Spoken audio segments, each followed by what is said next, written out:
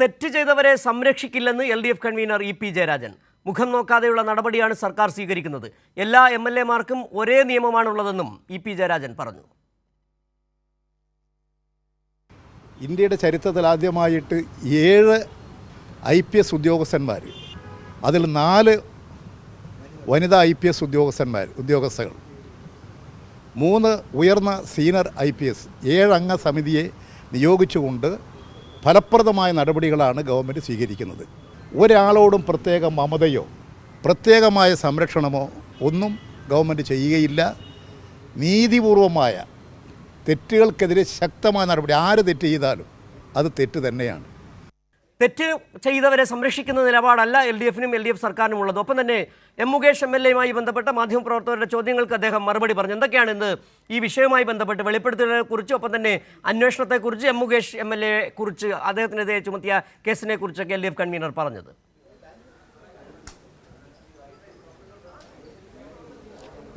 തീർച്ചയായും ഏതായാലും ഈ വിഷയം വളരെ ഗൗരവത്തോടു കൂടി തന്നെയാണ് LDF സമീപിച്ചിട്ടുള്ളത് എന്നുള്ള കാര്യം തന്നെയാണ് EP വ്യക്തമാക്കുന്നത്. അതിൽ അദ്ദേഹം പ്രധാനമായും കൂട്ടിച്ചേർത്ത കാര്യങ്ങൾ, ആദ്യമായിട്ടാണ് രാജ്യത്ത് തന്നെ ഒരു സർക്കാർ ഇത്തരം ഒരു മേഖലയെ സംരക്ഷിക്കുന്നതിന്റെ ഭാഗമായി ആ മേഖലയിലെ സ്ത്രീകൾ നേരിടുന്ന ദുരനുഭവങ്ങൾ അതിനെതിരെയുള്ള കൃത്യമായിട്ടുള്ള നടപടി ഉണ്ടാകണം എന്നുറച്ചുകൊണ്ട് അത്തരത്തിലൊരു കമ്മിറ്റിയെ രൂപീകരിക്കുന്നു. അവർ അത് പഠിക്കുന്നു, ആ പഠന റിപ്പോർട്ട് നൽകുന്നു, അതിന്റെ നിർദ്ദേശങ്ങൾ ശുപാർശകൾ നടപ്പാക്കുന്നു. അതിന്റെ ഭാഗമായി തന്നെ കൂടുതൽ പേർ പരാതിയുമായി രംഗത്തേക്ക് എത്തുന്നു. പരസ്യമായി പ്രതികരിക്കാൻ സിനിമാ മേഖലയിലുള്ള സ്ത്രീകൾ തയ്യാറായതും ഇത്തരത്തിൽ സർക്കാർ ഒരു നിലപാടെടുത്തതുകൊണ്ടാണ് എന്നുള്ള കാര്യം തന്നെയാണ് അദ്ദേഹം വ്യക്തമാക്കിയത്. എന്നാൽ ആ പരാതികളിൽ കൃത്യമായ രീതിയിൽ നടപടി ഉടനടി ഉറപ്പാക്കുക, അതുകൂടി സർക്കാർ ലക്ഷ്യമിട്ടതിന്റെ ഭാഗമായിട്ടാണ് പ്രത്യേക അന്വേഷണ സംഘം രൂപീകരിച്ചിട്ടുണ്ടായിരുന്നത്. ഇപ്പോൾ MLA കൂടിയായിട്ടുള്ള M. മുകേഷിനെതിരെ ഉയർന്നിട്ടുള്ള ആരോപണങ്ങൾ, അതിലുൾപ്പെടെ സർക്കാർ തെറ്റുകാരെ സംരക്ഷിക്കുന്ന ഒരു നിലപാടും സ്വീകരിക്കുകയില്ല, അത്തരത്തിലൊരു നടപടി സർക്കാരിന്റെ ഭാഗത്തു നിന്നുണ്ടാകില്ല എന്നുള്ള കാര്യം തന്നെയാണ് EP ജയരാജൻ ആവർത്തിച്ച്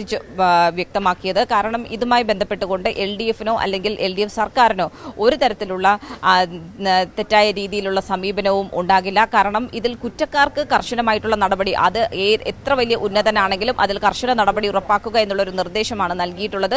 അതിൽ ഒരു തരത്തിലുള്ള മാറ്റവും ഉണ്ടാകില്ല. MLA സ്ഥാനം മുകേഷ് ഒഴിയുന്നതുമായി ബന്ധപ്പെട്ടാണെങ്കിൽ ഇത്തരത്തിൽ ഒരു പരാതി, ഇതിനു മുമ്പ് ഈ പരാതിയുടെ ഒരു പശ്ചാത്തലത്തിൽ ഈ ഒരു സാഹചര്യത്തിൽ ഏതായാലും മുൻപും ഇത്തരത്തിലുള്ള ആരോപണങ്ങൾ, പ്രത്യേകിച്ചും ഈ ലൈംഗിക ആരോപണങ്ങൾ ഇതിനു മുൻപുള്ള MLA-മാർക്കെതിരെയും നിലവിലെ MLA-മാർക്കെതിരെയും ഉയർന്നു വന്നിട്ടുണ്ട്. കോൺഗ്രസിന്റെ 2 MLA-മാർക്കെതിരെ ഇത്തരത്തിൽ ഉയർന്നു വന്നപ്പോൾ MLA സ്ഥാനം രാജിവെച്ചല്ല അതിനെ നേരിട്ടിട്ടുണ്ടായിരുന്നത്. MLA-മാർക്കെല്ലാം അതുകൊണ്ട് തന്നെ ഒരേ രീതിയിലുള്ള പരിഗണന തന്നെയാണ് ലഭിക്കേണ്ടത്. അപ്പോൾ ഈ വിഷയത്തിലും കൃത്യമായ രീതിയിൽ ഈ പരാതിയിൽ അന്വേഷണം നടക്കുകയാണ്. അന്വേഷിച്ച് അതിലുള്ള തുടർ നടപടികൾ സ്വീകരിക്കുന്നതായിരിക്കും. അതിൽ മുകേഷ് കുറ്റക്കാരനാണെന്ന് കണ്ടെത്തുകയാണെങ്കിൽ അതിൽ ഒരു തരത്തിലുള്ള വിട്ടുവീഴ്ചയുമില്ലാത്തൊരു സമീപനം തന്നെയായിരിക്കും LDF സർക്കാർ സ്വീകരിക്കുക. അതിൽ ഒരു തരത്തിലുള്ള വിട്ടുവീഴ്ചയും ഇല്ല എന്ന് തന്നെയാണ് അദ്ദേഹം വ്യക്തമാക്കിയത്.